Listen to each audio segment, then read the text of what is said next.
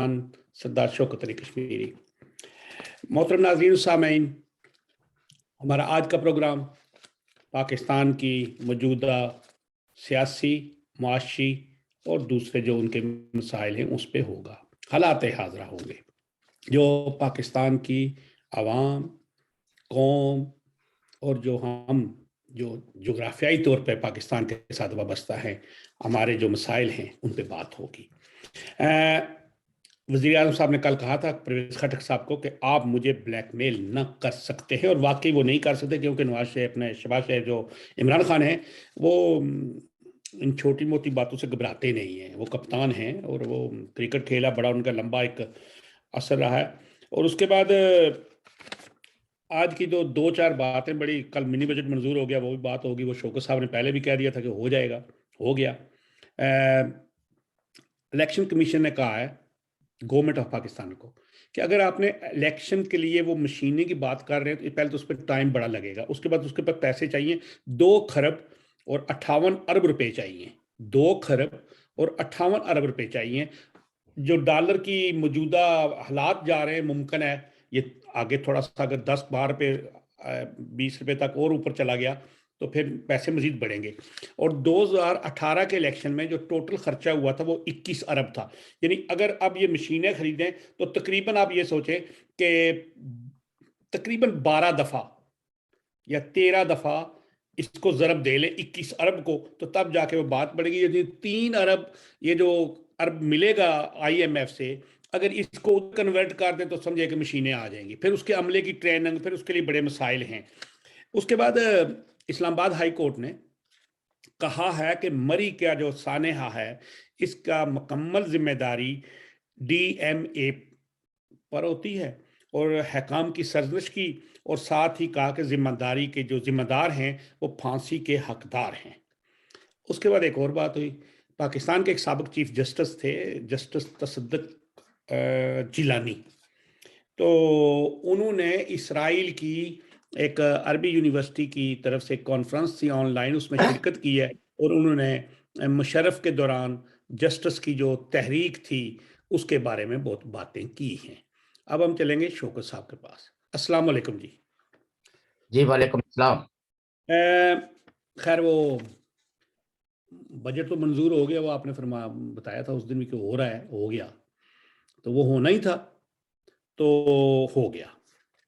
अब वो जो मनाल रेस्टोरेंट था उसके लिए भी वो 2 दरखास्तें अब दोबारा दायर हो गई हैं, और वो दरखास्तें उस फैसले को चैलेंज भी हो गया वो कि ये जो भी होगा मफाद आमा या मुल्की मफाद। तो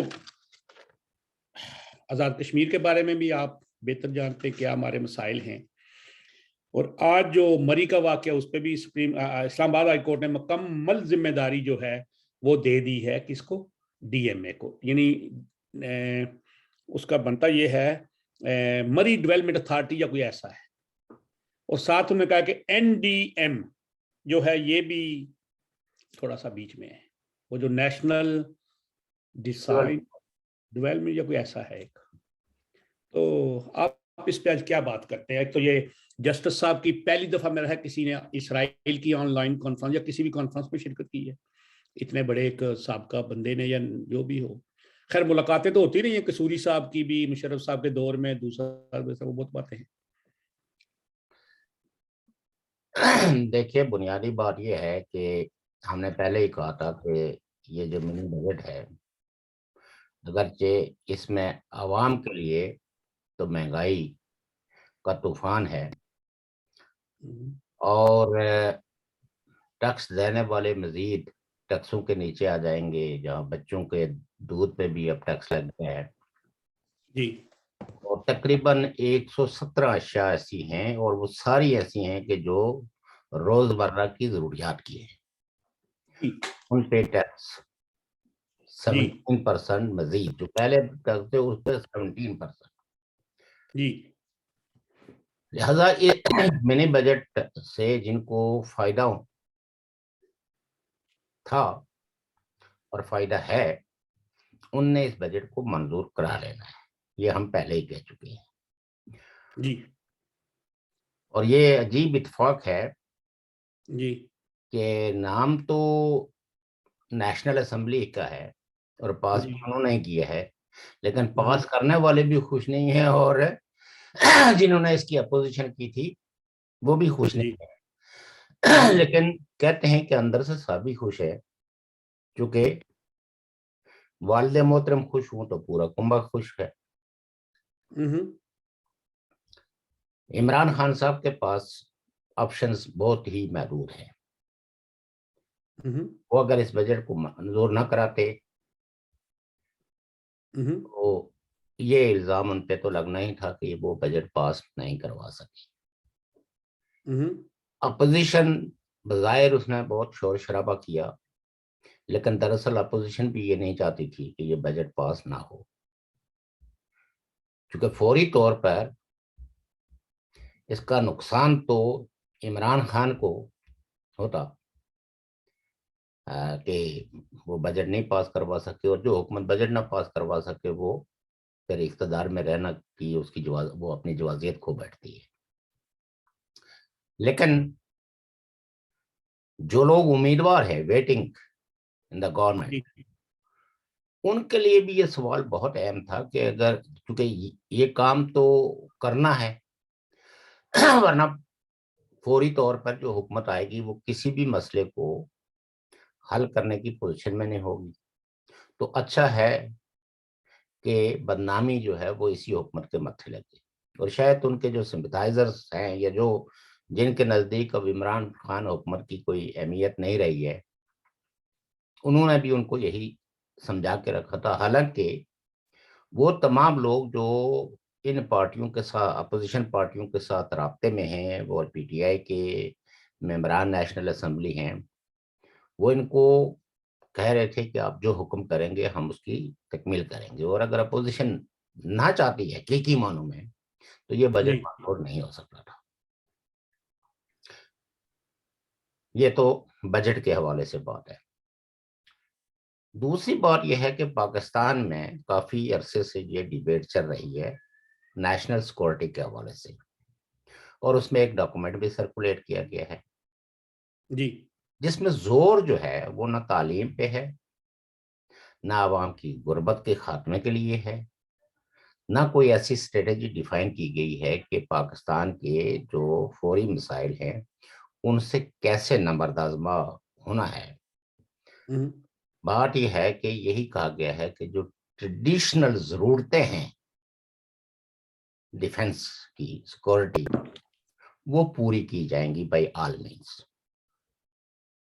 یعنی یہ ہے کہ اگر پہلے بجٹ جو ہے وہ 30% ہے تو اب اس کو بڑھا کے جو ہے وہ 40% کر دیں گے، کیونکہ ٹریڈیشنل جو ڈیفنس سیکورٹی کی ضرورتیں ہیں اس میں بجٹ میں ہی اضافہ ہوتا ہے، لازمی بات ہے، اور ڈالر کا اوپر نیچے ہوتا ہے۔ کہیں بھی اس پورے ڈاکومنٹ میں جو پاکستان کے جو فوری مسائل قومیتی مسائل ہیں، یعنی جس کو ہم نیشنل کوسچنز کہتے ہیں، نہ اس کو ایڈریس کیا گیا کہ یہ کتنا سیکورٹی کے لیے خطرناک ہے کہ اگر اس کو ایڈریس نہ کیا جائے۔ پاکستان میں جو تعلیم کا بحران ہے، غربت کا جو بحران ہے، اور پھر یہ کہ جو صوبوں کے اندر جو ایک تضاد ہے، ایک تفاوت ہے، ایک ماجرائی ہے، اور کیسے ان کو انڈر دی امبریلا کسی ایک میز پہ بٹھا کے ہم آہنگی کے ساتھ ملک کی جو نیشنل سیکورٹی ہے اس کو میٹ کیا جائے گا اور لوگوں کی ضرورتوں کو پورا کیا جائے گا۔ تو کئی ایک تبصرہ نگاروں نے اس پہ بہت خوبصورت تبصرے کیے ہیں۔ ہمارے پاس چونکہ آج وقت تھوڑا سا مزید کم ہے تو اس لیے اس پہ تو کمپریہنسولی ہم کل یا پرسوں ڈیبیٹ کریں گے۔ جو عمومی طور پر اس وقت کی صورتحال ہے وہ یہ ہے کہ یہ تاریخ کی کمزور ترین حکومت، جس میں آپس میں بھی وزراء یعنی ایک ہی پارٹی کے لوگ، جس کو کہتے ہیں کہ تحریک انصاف ورسس تحریک انصاف، بام دستوں گریباں ہیں۔ ایک تو کل کچھ لوگوں نے دیکھا کہ وزیر دفاع کس طرح وزیر اعظم کو پڑ گئے اور بات تو میں تک آئی، اور وزیر دفاع نے جو ہے وہ باقاعدہ وزیر اعظم کو کہا کہ اگر آپ کا یہ رویہ رہا تو ہم ووٹ دینے سے قاصر ہوں گے، جس پہ وزیر اعظم بھی طیش میں آ گئے اور انہوں نے کہا کہ میں بلیک میل نہیں ہوں گا، آپ مجھے بلیک میل کرنا چاہتے ہیں۔ یہ پاکستان کی تاریخ میں کسی سویلین وزیر اعظم نے اپنے ہی کیبنٹ کے ممبر کے یا ممبران کے اٹھائے ہوئے سوالوں کے جواب میں بجائے اس کے کہ وہ ان کو مطمئن کرتے، ایک ایکسپلینیشن دیتے کہ ملک میں اس وقت گیس کے حوالے سے، بجلی کے حوالے سے کیا مشکلات ہیں، کیا مصائب ہیں، کیوں جو ہے لوڈ شیڈنگ جو ہے وہ 16 گھنٹے 17 گھنٹے ہے۔ وہ تو ان کے وزیر صاحب نے بتایا تھا نا جی۔ یعنی دیکھنا بات یہ ہے کہ جس وقت لیڈر آف دا ہاؤس سے بات ہو، پارٹی کے لیڈر سے بات ہو، تو جی اس وقت وزراء نے نہیں، وہ اماد عزیز صاحب نے بتایا تھا کہ بات یہ ہوئی ہے کہ نواز شریف نے کارخانے زیادہ لگا دیے تھے، اس لیے اب بجلی کی پیداوار زیادہ ہو گئی، اب ہم ان کو پیسے نہیں دے سکتے، اس لیے لوڈ شیڈنگ ہو رہی ہے۔ دیکھنا سوال یہ پیدا ہوتا ہے کہ اگر اس بیانیے کو قبول کر لیا جائے تو نیا ہے، پیسے کس نے مینیج کرنا ہے؟ وہ تو بس آئی ہے نا، وہ تو ہے نا۔ سو بات یہ ہے کہ پاکستان میں ایک عدم اعتماد کی، ایک گم گو کی صورتحال ہے، جس میں کوئی شخص یقین کے ساتھ کچھ بھی پریڈکٹ نہیں کر سکتا، اس لیے کہ اب اس حکومت کا جو کھیلنے کا وقت تھا وہ تقریباً ختم ہو چکا ہے۔ اب ڈیپینڈ کرتا ہے کہ کس وقت اس کا دڑن تختہ کرنا ہے، اور یہ بھی میں آپ کو بتا دوں کہ ہماری ایسی کوئی خواہش نہیں ہے۔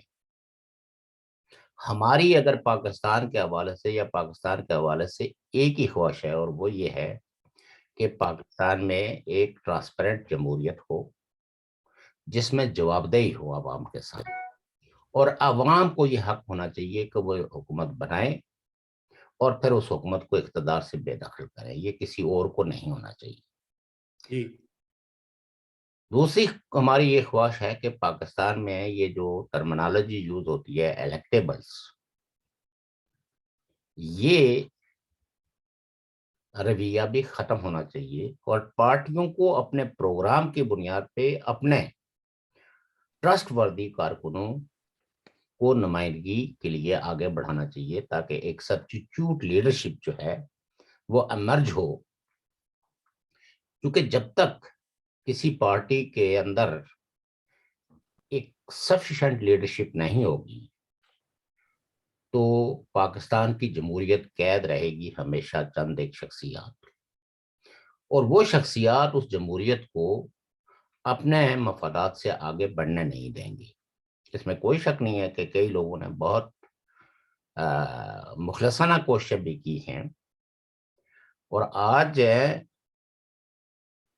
تقریباً پاکستانی اسٹیبلشمنٹ کا بیانیہ وہ بن گیا ہے۔ اب پالیسیوں کی طرف میں نہیں جاؤں گا، مثلا جب آرمی چیف یہ کہتے ہیں کہ جیو اکنامک اسٹریٹجی پہ کام کیا جانا چاہیے، پاکستان کو ایک نارمل اسٹیٹ بنانا چاہیے، اور اڑوس پڑوس کے ساتھ جو ہے تعلقات کو نارملائز کرنا چاہیے، اور کانفیڈنس بلڈنگ میئرز کے لیے کچھ ایسے اقدامات کیے جانا چاہیے کہ جس سے روٹھے ہوئے پڑوسی جو ہے وہ اعتماد کریں، اور وہ مذاکرات کے عمل میں بھی اور اس نارملائزیشن میں بھی وہ ان کے ساتھ کوئی تعاون کریں۔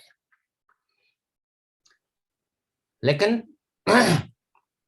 اس بیانیے کو بھی کوئی اہمیت جو ہے وہ نہیں مل سکی، حالانکہ یہ بہت امپورٹنٹ ڈیولپمنٹ تھی اس سیکشن سے جو ہمیشہ پیس کے ایجنڈے کو سبوٹاج کرتی رہی ہے، جو ہندوستان اور پاکستان کے ریلیشن شپ کو نارمل کرنے یا اس کو دوستانہ تعلقات بنانے کے لیے ایک رکاوٹ کے طور پہ کھڑی رہی ہے، اور جس حکومت نے یا جس لیڈر نے کوشش بھی کی ہے تو وہ لیڈر اپنی حکومت بچانے میں کامیاب نہیں رہا، بلکہ اس کو طرح طرح کے الزامات اور طرح طرح کی مشکلات، جس میں نواز شریف صاحب کی اگزامپل موجود ہے۔ میں کئی دفعہ یہ بات دہرا چکا ہوں کہ یہ جو آج پاکستان کو مسائل ہیں، نواز شریف صاحب کا حوالہ میں اس لیے دے رہا ہوں کہ وہ ایک رولنگ پارٹی ہے، وہ ایک رولنگ ایلیٹ ہے، اور وہ عوام کا ان کو مینڈیٹ حاصل رہا۔ باقی تو اور بھی یہاں پاکستان میں پیس لونگ فورسز تو بہت ہیں، لیکن انہوں نے یہ غالباً 1996 میں کہا تھا کہ الیکشنز کی کمپین میں کہ ہمیں ہندوستان کے ساتھ تعلقات بحال کرنے ہوں گے، اچھے تعلقات بنانے ہوں گے، کیونکہ ہماری ترقی کا انحصار جو ہے وہ ان تعلقات پہ ہے۔ پھر ساتھ میں انہوں نے ایک جملہ جو مجھے ہمیشہ ذہن میں چپکا رہتا ہے کہ ہم کب تک بارود خرید کر غربت پالتے رہے گی۔ اور آج جو موجودہ حکومت نے نیشنل سیکورٹی کا ایک ڈاکومنٹ جاری کیا ہے، آپ یہ دیکھیں کہ یہ سب چیزیں اس میں کہیں بھی ان کا اظہار نہیں ہوتا کہ ہماری مستقبل کی اسٹریٹجی کیا ہوگی ٹو ورڈس، اور جہاں کہیں اس کی اگر نشاندہی بھی کی ہے تو الزامات کی ایک اتنی ڈھیر ساری فہرست رکھ دی گئی ہے، جو دراصل جب آپ نیشنل سیکورٹی اسٹریٹجی بناتے ہیں تو چیزیں الزامات سے نہیں سٹارٹ ہوتی، بلکہ اس کے لیے آپ اپنے ملک کی ترجیحات بیان کرتے ہیں کہ ہماری پرائرٹیز کیا کیا ہیں، فورن ریلیشن شپ کے حوالے سے دوسرے ملکوں کے ساتھ، ہندوستان کے ساتھ، افغانستان کے ساتھ، چائنا کے ساتھ، یورپ کے ساتھ، امریکہ کے ساتھ۔ لیکن وہاں تو باتیں بالکل سرسری انداز میں کہ کوئی آدمی یہ نہ الزام دھر دے کہ عمران خان بھی اسی راہ پہ چل نکلے ہیں جو ان سے پہلے لوگ ان باتوں پہ زور دیتے رہے ہیں، اور اس کی وجہ سے انہوں نے اپنی حکومتیں گنوائی ہیں۔ اب جب قیادت جو ہے وہ اتنی ڈری اور اتنی سہمی ہوئی ہوگی، اور الزامات کی زد میں آنے سے بچنے کے لیے وہ کنی کترا کے نکلنے کی کوشش کریں گے، تو اس طرح تو نیشنل سیکورٹی اسٹریٹجیز نہیں بنتی۔ باقی غربت کے حوالے سے، بے روزگاری کے حوالے سے، چیزوں مہنگائی کے حوالے سے، یہ تو پورا پاکستان نہیں بلکہ پاکستان کے پیریفیری میں رہنے والے لوگ بھی، جن کی روایتیں جلسے جلوس کرنا کی کم رہی ہے، وہاں بھی پروٹیسٹ سٹارٹ ہو گئے ہیں۔ اور گلگت بلتستان میں آپ یہ کہہ سکتے ہیں کہ جبر کے ہتھکنڈے مزید جو ہے وہ سخت کیے جا رہے ہیں، اور وہاں کے لوگوں کی زبان بندی، اس کو یہ لام بندی کہتے ہیں، اور پھر وہی جو سیکورٹی کے جو معروف ہتھیار ہیں وہ استعمال کر کے وہاں کے سیاسی کارکنوں کی زبان بندی کی جا رہی ہے، مختلف طرح کے مقدمات ان کے خلاف لائے جا رہے ہیں، اور آزاد کشمیر کے اندر بھی جو پولیٹیکل ریونج اور پولیٹیکل مارجنلائزیشنز جی کا آغاز ہو چکا ہوا ہے، اور ذاتی پسند اور ناپسند کا یہ عالم ہے۔ میں ایک چھوٹی سی مثال دوں گا، شاید آپ مجھ سے اتفاق کریں کہ نہ کریں، وہ آپ کی ثوابدید ہے۔ اب آپ یہ دیکھیے کہ یعنی ایک عجیب تماشا لگایا ہوا ہے، presidential adviser, prime minister office سے ایڈوائزرز، حالانکہ جو کانسٹیٹیوشنل پوسٹ ہوتی ہیں ان کا کانسٹیٹیوشن کے اندر کسی نہ کسی طرح کا کوئی مقام درج ہوتا ہے۔ یہ جو کارکنوں کے اندر نفسا نفسی ڈالی جا رہی ہے، اور گنائے بے لذت میں ایک دوسرے کے خلاف بندوقیں تاننے کے لیے حکمران ایک لقمہ پھینکتے ہیں، یہ سلسلہ جو ہے وہ ختم ہونا چاہیے۔ جس آدمی کی کوئی کانسٹیٹیوشنل حیثیت نہیں ہے، جس عہدے کی، محض کاغذ کے ایک ٹکڑے پہ لکھ کے کسی کے حوالے کیا جاتا ہے، کیا وہ اس آدمی کا کوئی پروٹوکول ہے جس کو صدارتی مشیر، اب مشیران، کیونکہ کانسٹیٹیوشن کے اندر تو ایک مشیر کی گنجائش ہے، مشیران کی کوئی گنجائش نہیں ہے، जिसके पास कोई प्रोटोकॉल नहीं है, जिसके कोई कॉन्स्टिट्यूशन में हैसियत नहीं है, तो आखिर ये गनाए बेलज्जत की जो तशहीर है ये क्यों हो रही है? इससे आप अंदाजा कर सकते हैं कि हमारी सियासी पार्टियां जो है वो कितनी कमजोर, कितनी नाइफ, और वो घरबंदे जो बनाती हैं वो कितने नाकस हैं कि जिसमें पॉलिटिकल स्टेबिलिटी आ ही नहीं सकती। क्यों कि एक ही पार्टी के अंदर कई कारकुन सवाल उठाते हैं कि इसको क्यों डिक्लेयर किया गया, ये तो डिक्लेरेशन ही है ना, तो मुझे क्यों नहीं किया गया? तो यानी एक है, आप कह सकते हैं कि आप मजबूर करते हैं कारकुनों को कि वो उसूलों पे खड़े होने के बजाय, एक सियासी कारकुन बनने के बजाय, वो मुलाजमत को, और वो मुलाजमत भी जिसमें आपको तनख्वाह भी नहीं है, जिसमें टीएडीए भी नहीं है, जिसमें कोई प्रोटोकॉल भी नहीं है। नाम तो होता है ना जी, टाइटल तो टाइटल ही है ना। टाइटल अगर आप फर्ज करें कि लिखना शुरू कर दें, वजीर आजम जो है, लोगों को अब कहेंगे जी बस वो वजीर आजम, बस नाम तो पड़ जाएगा। चले चले, ये नाम पढ़ने की हद तक ही है। टाइटल टाइटल है। आजाद कश्मीर के रेफरेंस में ये मैं आपको टाइटल। आखिर में एक लतीफा सुनाऊंगा टाइटल का, फिर बताऊंगा। अच्छा, और आप फिर ये भी है कि जो दहशतगर्दी है वो फिर फंड निकाल के सतह जमीन पर आ चुकी है। अगर किसी मसलतों के तहत किसी एस्टेब्लिशमेंट ने कुछ लोगों को बैक बेंचेस पे रखा हुआ था या खामोशी अख्तियार करने को कहा था, तो वो सारे भी जो है वो अब अपने ऐलान कर रहे पड़े हैं, और स्टेट बाकायदा कह रही है कि फलां ऑर्गेनाइजेशन के साथ हमारा जो सीज फायर था वो खत्म हो गया है, now we are at war. पर उन्होंने वो मुखालफत, उन्होंने खिलाफ वर्जी की है ना जी। देखें, बात ये है ना कि इसका मतलब ये है कि आपने जो सीज फायर की थी, एक स्टेट अगर किसी ऑर्गेनाइजेशन के साथ सीज फायर करती है तो स्टेट को वो सफिशिएंट गारंटी, और वो गारंटीज क्या है? स्टेट ये तो बताती ना कि हमने उनको ऑफर क्या किया था।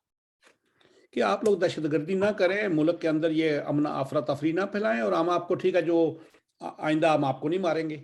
लेकिन उन्होंने तो यही कहा। हाँ, उन्होंने उन्होंने यही जब कहा ना कि जब जब सीज फायर उन्होंने खत्म किया तो उन्होंने उन्होंने किया। कहा कि इन्होंने वादा किया था कि हमारे सारे गिरफ्तार शुदगान को रहा करेंगे।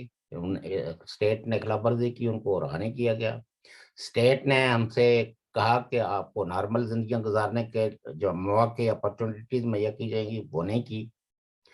वो मुकदमात जो हमारे खिलाफ दर्ज किए गए हैं वो सारे मुकदमात वापस लिए जाएंगे। अब वो तो कोर्ट ही खत्म कर सकता है ना जी, अदालत कैसे।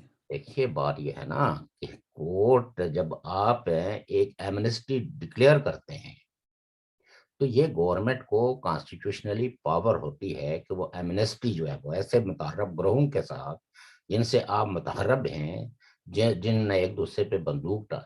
लेकिन प्रॉब्लम क्या है? प्रॉब्लम यह है कि स्टेट जिस वक्त किसी ऑर्गेनाइजेशन के साथ भी सीक्रेट मुज़ाकरात करती है और उनको सीक्रेट ही रहने देती है, तो आपको ये कभी नहीं पता चलेगा कि खिलाफ वर्जी किसने की है।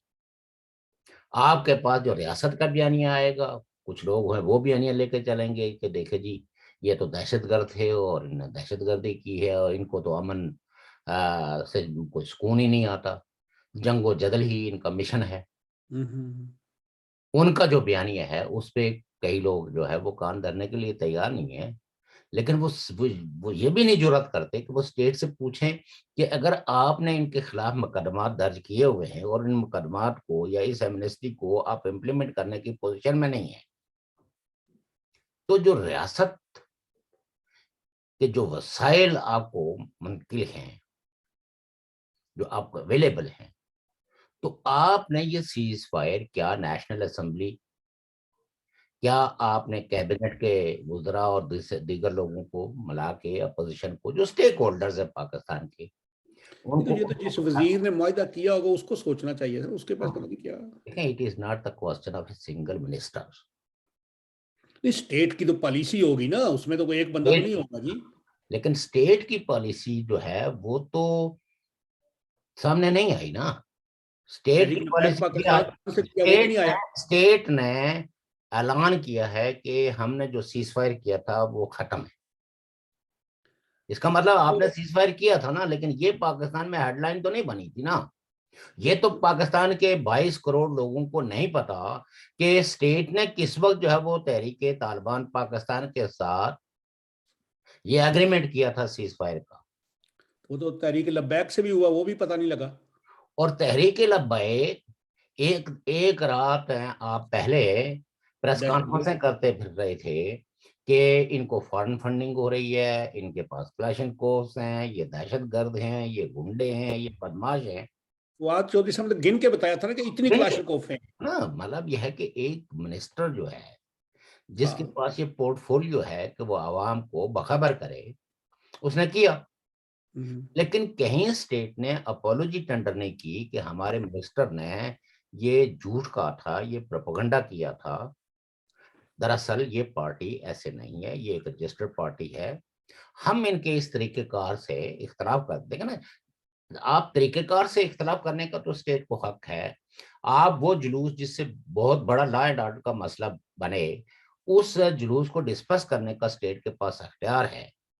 लेकिन जब स्टेट जो है वो उस सारे प्रोपेगेंडे पे खामोशी अख्तियार कर ले, और धीरे धीरे वो बकौल मुफ्ती मनीब साहब कि ये ना पूछें कि माहिदा क्या हुआ, ये देखें कि अमल दरामद उस पर हो रहा है या नहीं। उन्होंने एक और बात भी कही थी। जी वो क्या? उन्होंने कहा कि जब एक उनके यानी उनके जो पेश पैरोकार है, उन्होंने कहा कि जब हम्म अहले दीन, अल्लाह के वली हम्म जब किसी जगह जाते हैं तो फिर शैतानों को वहां से निकाल दिया जाता है। अब आप खुद सोच लें कि किसको निकाला गया था। तो वो अगर अगर उनकी उनका रोए सुखन जो है वो मौजूदा हाँ, हुकूमत थी तो दो वजीर थे ना। हाँ, या वजीर थे, दो वजीर। वो भी अभी उधर ही मौजूद हैं। हाँ, और वो आज नहीं, भी उस हुकूमत की। महफिल से निकाल दिया था ना, नहीं वो उस मुज़ाकरात की टेबल से निकाल दिया था। देखिए, जिस वक्त स्टेट जो है ना वो अपनी कमजोर विकेट पे आ जाती है, तो देन ये इररिस्पेक्टिव, फर्ज करें कि कोई किसी को अंगेज करता है, तो अंगेज करने वाला अगर ये मुतालबा कर ले कि फलां बंदा नहीं होना चाहिए, तो वहां वही लोग भेजे। जैसे फर्ज करें कि नून लीग के दरमियान पीटीआई के दरमियान एक दौर में मुज़ाकरात होते थे, तो उसमें उन्हीं लोगों को भेजा जाता था जो मुज़ाकरात को किसी मंतकी इंजाम तक रुक। पहुंचाने की सलाहियत जी रखते जी। हैं। मस्बत कोई। हाँ, तो ये तो मुफ्ती साहब के इस बयान को तो मतलब ये जिसको कहते हैं ना खिसियानी बिल्ली खंबा नोचे वाली बात है। आपने उसी हुकूमत के साथ वादे करके जिसको आप कुफ्र और अलात की हुकूमतें लेकिन कर उन्होंने तो अपने मुज़ाकरात में फायदा हासिल कर लिया ना। फायदा हासिल कर लिया। बिल्कुल, I agree with you, fully agree. कोई ये तो उन्होंने बात है उन्होंने नहीं। वो सारे फवायद हासिल किए जो उनकी मर्जी और मंशा थी। अलबत्ता जिस स्लोगन पे वो रोड पे आए थे उसमें किसी किस्म की कोई इम्प्लीमेंटेशन या कोई बात नहीं हुई। मेरा ख्याल है वो बाकी होनी भी नहीं बाकी चाहिए। देखें, लोगों से कुर्बानियां लेना मजहब के नाम पर, अकीदे के नाम पर उनको जलसे जुलूसों तोड़ फोड़ के लिए उकसाना, वो तो अलग बात है। लेकिन जो मकसद आपने रखा था वो मकसद तो एजेंडे में कहीं नहीं। लेकिन शौकत साहब, अगर हाँ, वो आपकी गिरफ्तारियां हुई, उनको रहा कर दिया गया। देखे ना, अगर तो वो मसला स्टेट भी। जब जब जाहिर है कि कोई गिरफ्तार होता है, स्टेट की कस्टडी में होता है, तो खाना उसको तो स्टेट ने मुहैया करना होता है। नहीं, तो वो अगर बाकी वो मसला। वो खर्चे पूरे कर, वो खर्चे उन पर करने के बजाय उनको कहा जाओ जाके अपने घर से खाओ। नहीं, करण। अगर। हाँ, जी जी। जी जी जी। अगर वो देखें, वो मुतालबात ऐसे थे कि मेरा ख्याल है कि अगर उसमें रियासत ने एक तरफ से तो मेरी मेरे ख्याल में कि अक्लमंदी की है कि वो मुतालबे ऐसे थे, अगर वो उसी पे डटे रहते तो फिर तो पाकिस्तान मजीद तन्हाइयों का शिकार भी होता, और पाकिस्तान जो है वो बैन अवी तौर पर मजीद देखिए नीचे ना जाता। कि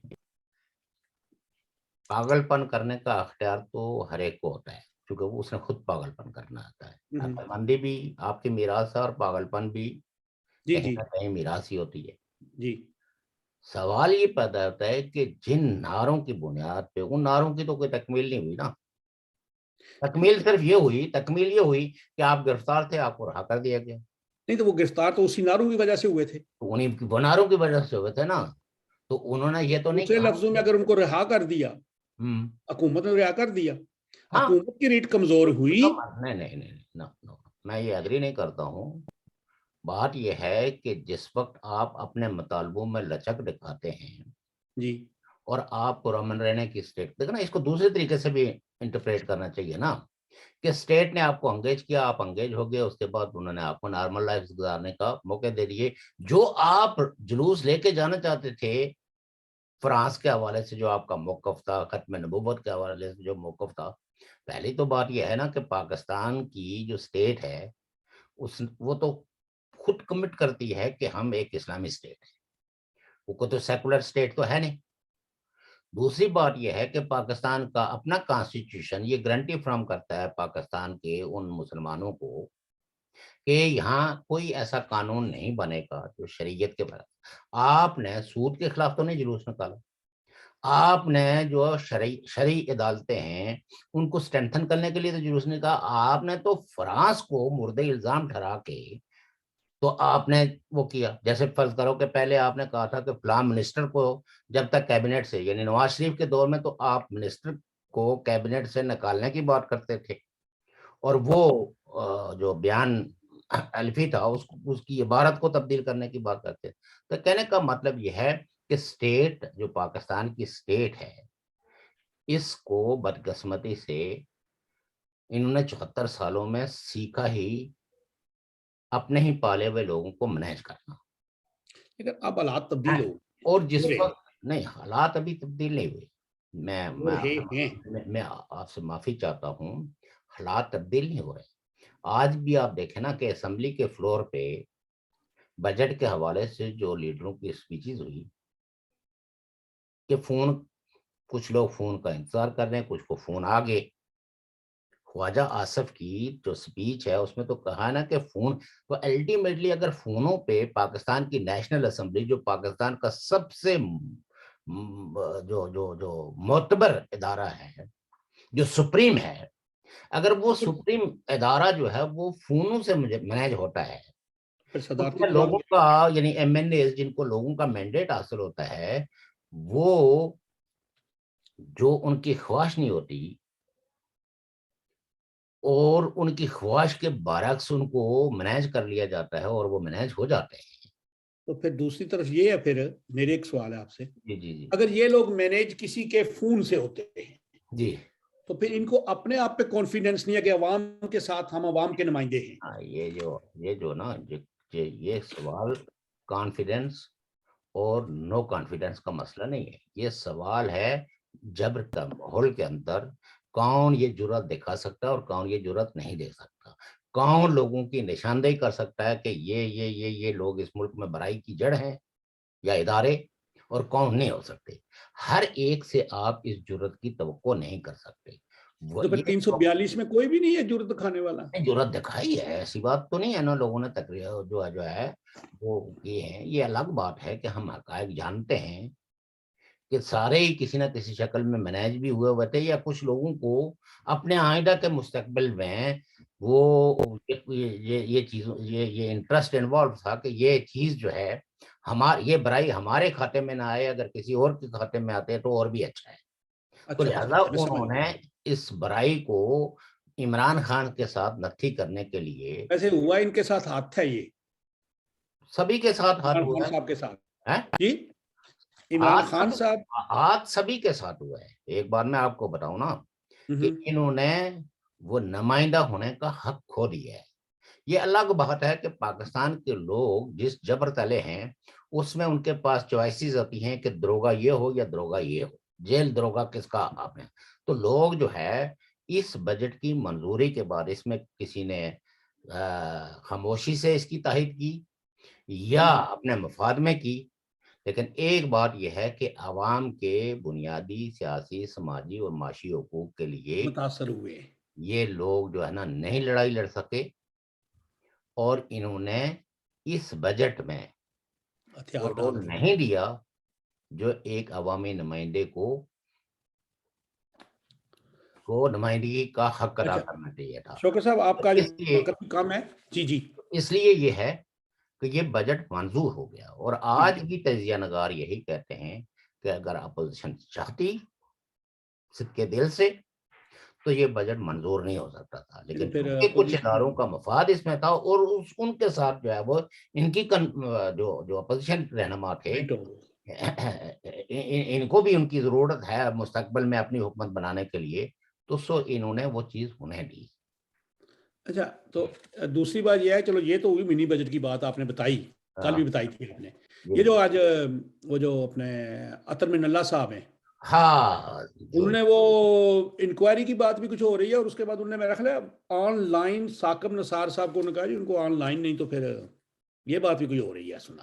لیکن نہیں, وہ آن لائن والا مسئلہ تو جو ہے نا, وہ میرے خیال میں جو وہ کمیٹی ہے, قائمہ کمیٹی, قائمہ کمیٹی, اس اچھا میں جوید لطیف صاحب والی, اس میں ان کو بلانے کی بات کی گئی ہے. لیکن عطر من اللہ صاحب کی عدالت نے جو ایک بہت بڑا, یعنی ایک طرح کا ایک مائنڈ بنایا ہے جی کہ ان سب چیزوں کی, یعنی یہ جو کیس ہے اس کی انکوائری ہو. عدالت میں ہے, اس کی انکوائری ہو. ہم نے کل بھی بات کہی تھی کہ اس میں کنٹمپٹ کی پروسیڈنگز جو ہے وہ چل نہیں سکتی. ایسے دھکا دھکی سے اگر کنٹمپٹ لگا دیں کسی پہ تو ظاہر ہے, لیکن ایکچولی یہ ساری چیزیں تقاضا کرتی ہیں عدالت سے کہ وہ ایک انکوائری کمیشن مقرر کریں, اس ایفیڈیوٹ کو بھی رکھ کے, وہ جو ویڈیو ہے, تو جی جی آج انہوں نے ویڈیو کے حوالے سے تو کہا کہ کسی فرانسک لیبارٹری سے اس کا فورینزک لیبارٹری سے اس کا